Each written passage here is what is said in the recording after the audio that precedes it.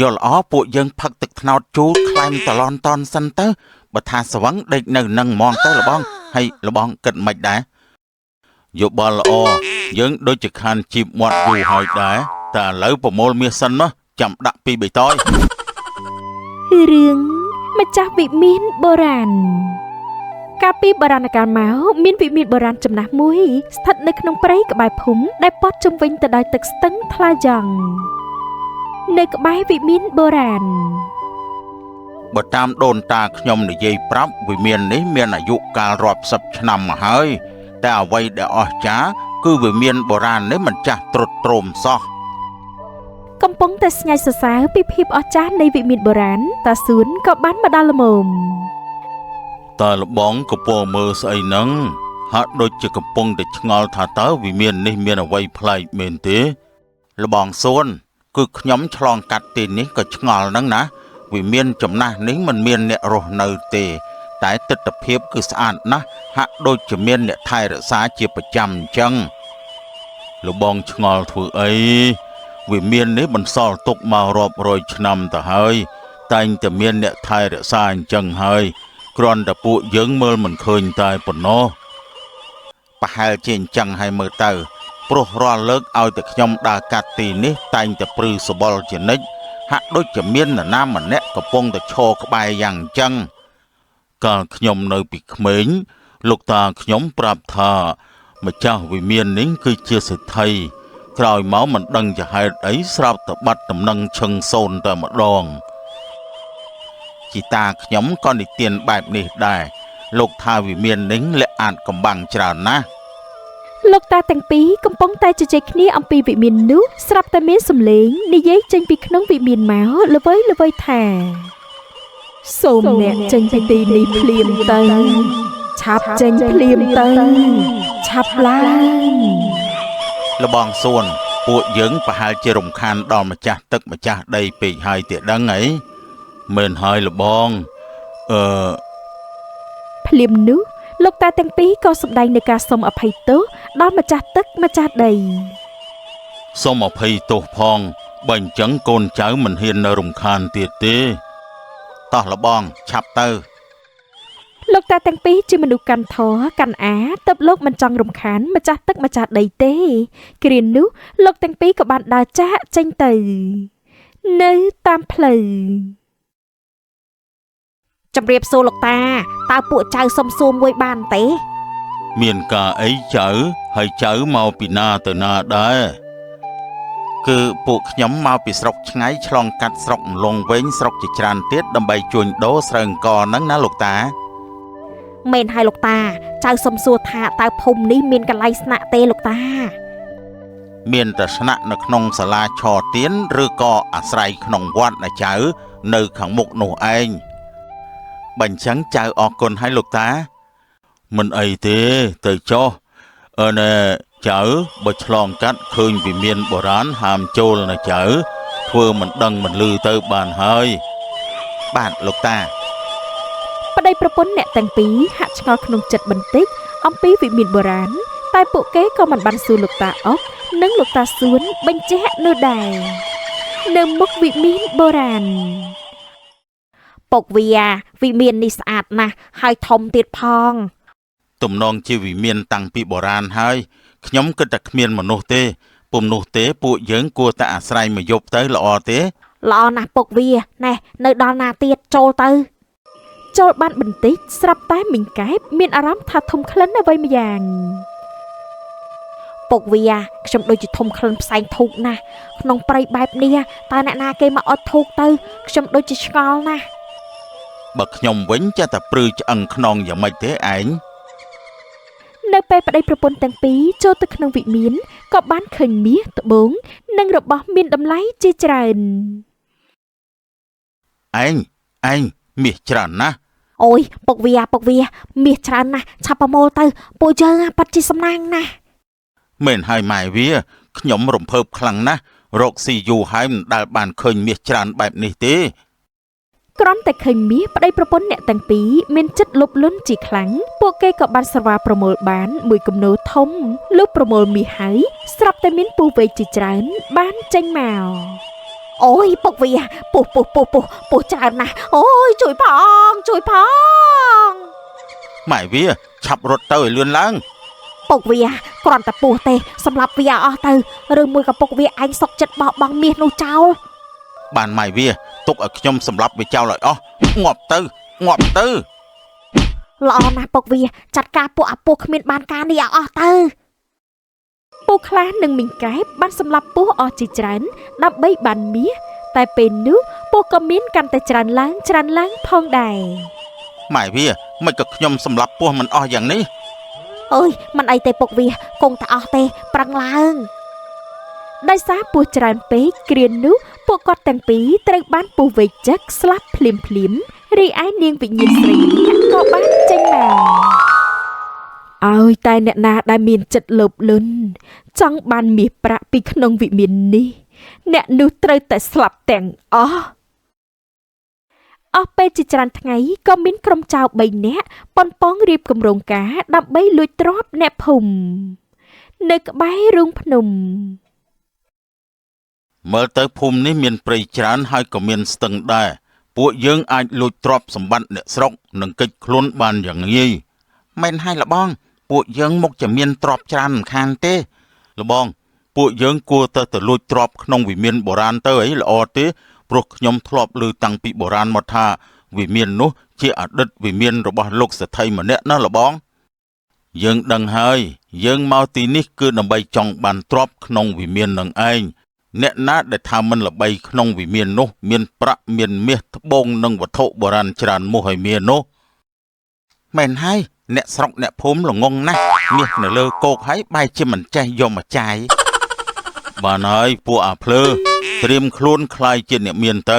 ថាមិនត្រូវពួកយើងអាចខ្លាយជាម្ចាស់វិមានដ៏ស្កឹមស្កៃនោះក៏ថាបានដែរលបងមនុស្សក្នុងភូមិមិនហ៊ានចូលក្នុងវិមានទេ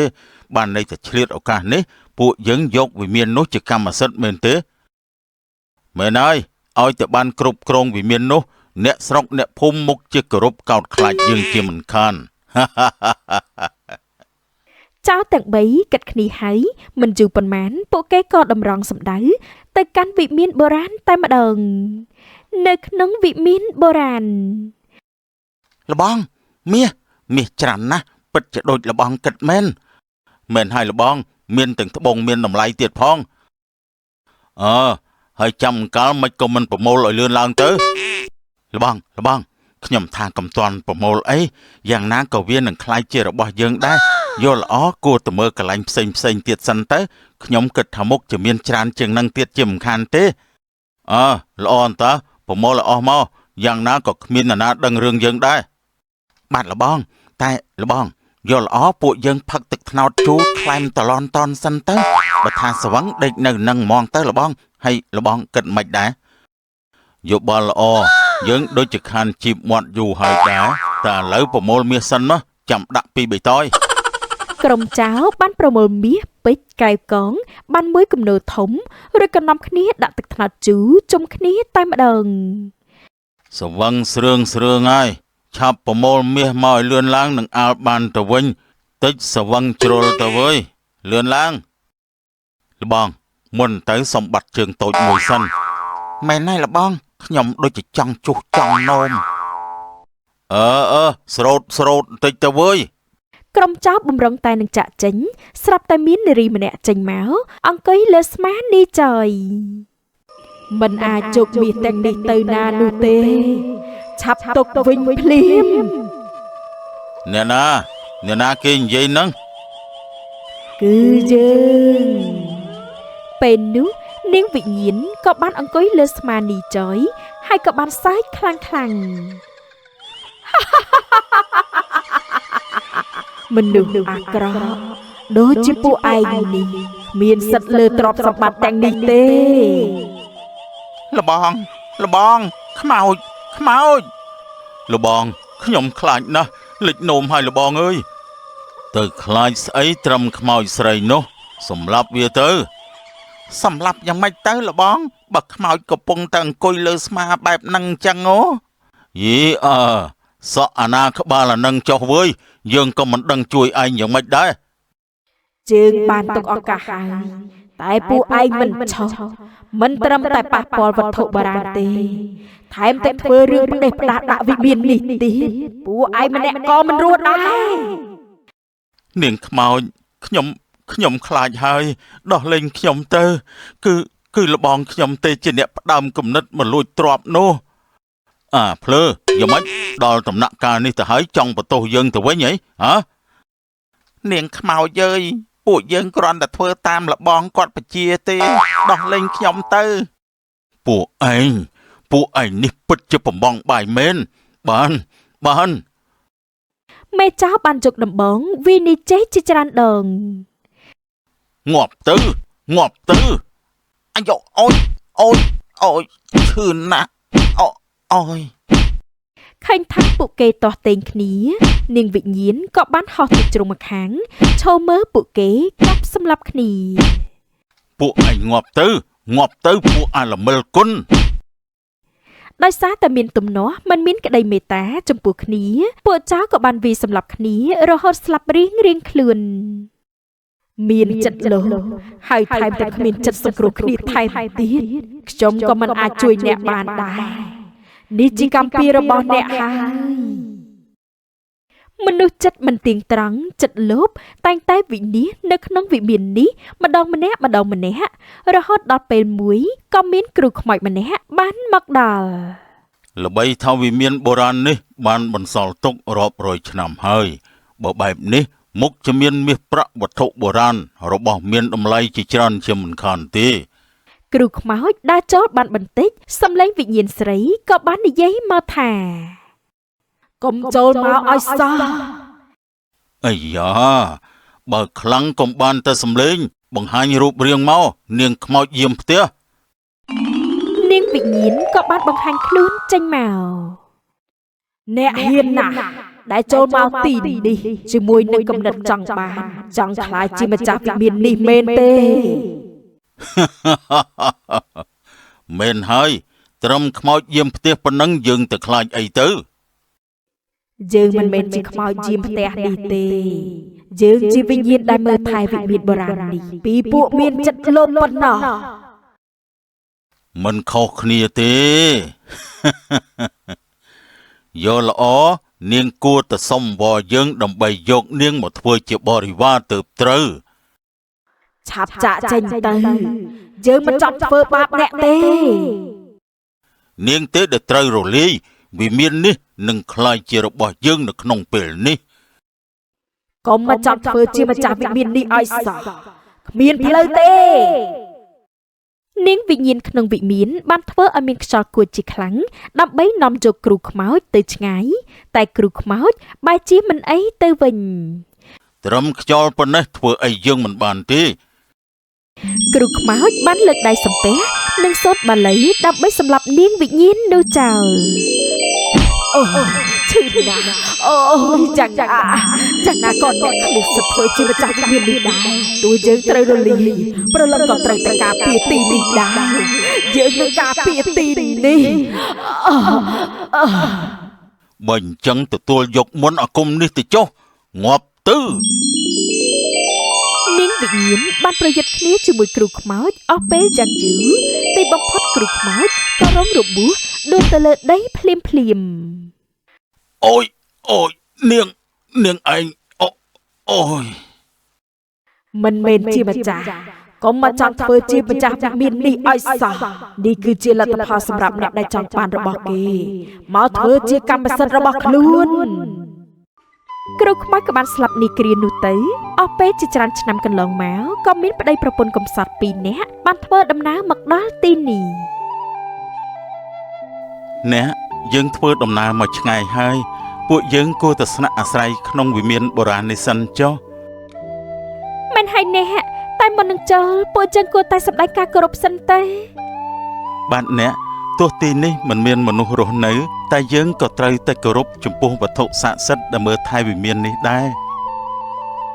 ចាអ្នកប្តីប្រពន្ធអ្នកទាំងពីរបានលើកដៃបន់ស្រន់ដើម្បីសុំស្នាក់អាស្រ័យមួយយូរអោវត្ថុស័ក្តិសិទ្ធិដែលមើលថែវិមានបុរាណនេះអើយត្បិតអីយើងខ្ញុំជាអ្នកមកពីឆ្ងាយយើងខ្ញុំសុំស្នាក់អាស្រ័យផង បន់ស្រន់រួចហើយទេពនិងអប្សរក៏បានចូលទៅខាងក្នុង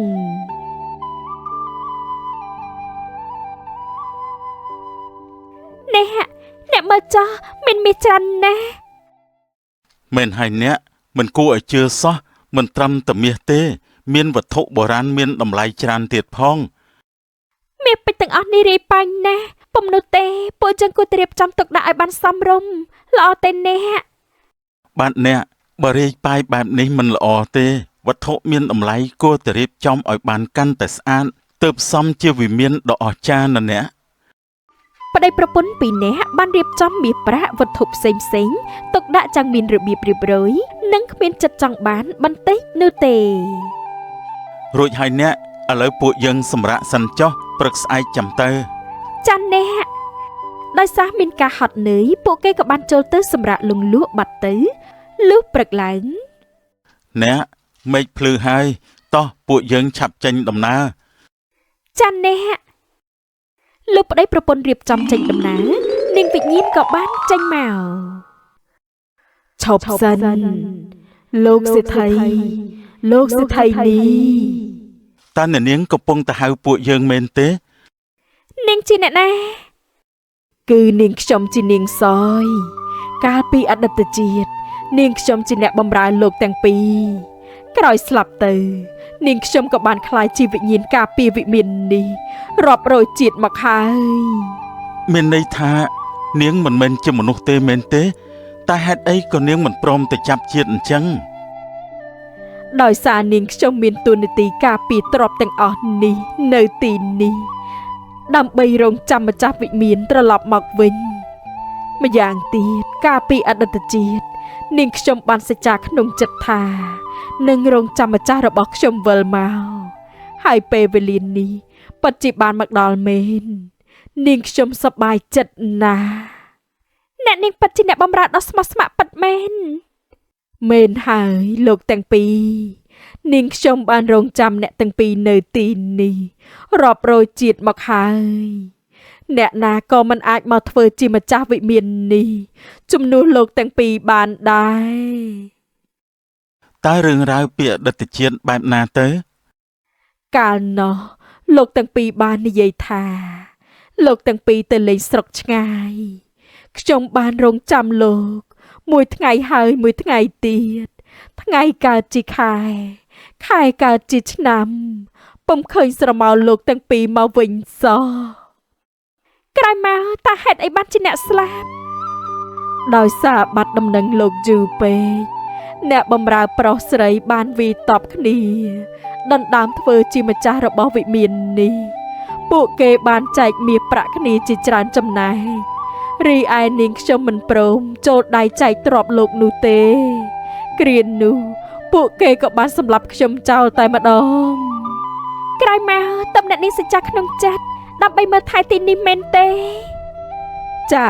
ពិតប្រាកដណាស់នាងខ្ញុំមិនព្រមឲ្យអ្នកណាមកបំផ្លាញទ្រព្យសម្បត្តិរបស់លោកទាំងពីរទេខ្ញុំពិតជាស្ងើចសរសើរលើភាពស្មោះត្រង់របស់នាងណាស់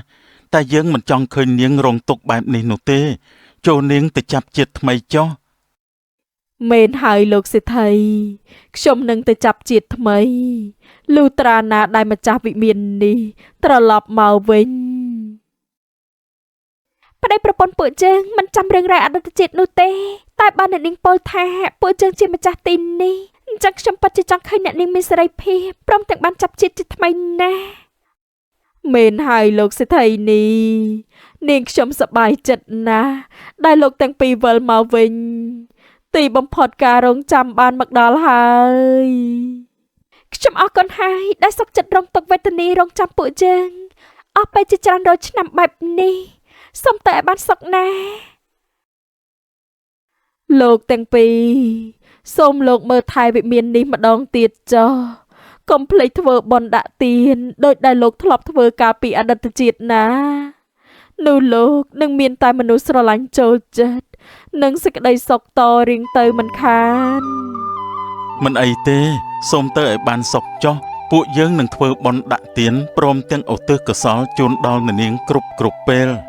ចា